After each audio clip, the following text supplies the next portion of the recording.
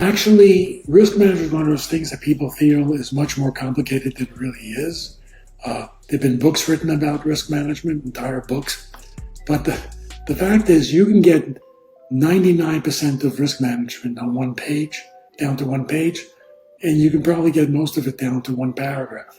And in fact, you can get a good deal of it with just one sentence.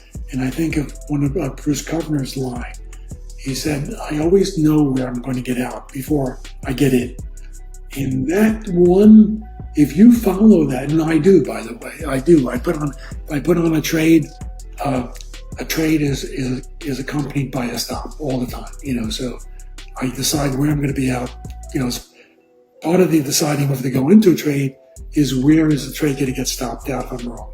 So it's part of the same. It's integral. They're connected.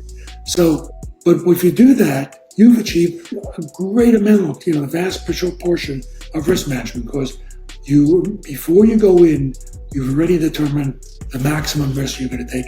As I said, like what Peter Grant does, or a lot of other traders mentioned, Larry Hite in the first book saying about never risking more than 1%, similar idea. If you do that, if each trade is limited in the amount you're risking, the covenant line is how you can do that, and the idea at its core is you don't risk more than a small percent, and that allows you to be wrong a lot of times and still be in the game.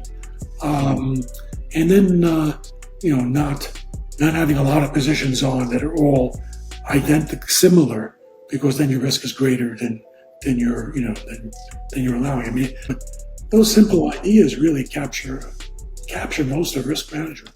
جک شواگر، نویسنده کتاب جادوگران بازارهای مالی، 3 تا از قوانین مهم مدیریت ریسک رو داره تعریف میکنه. قانون اول، قبل از ورود به یک معامله نقطه خروجش باید مشخص باشه. تو اصلا اون اندازه و حجمی که میخوای با اون وارد معامله بشی رو اون اندازه استاپ لاست مشخص میکنه دیگه، درسته؟ پس باید قبل از ورود به این معامله نقطه خروجش مشخص باشه.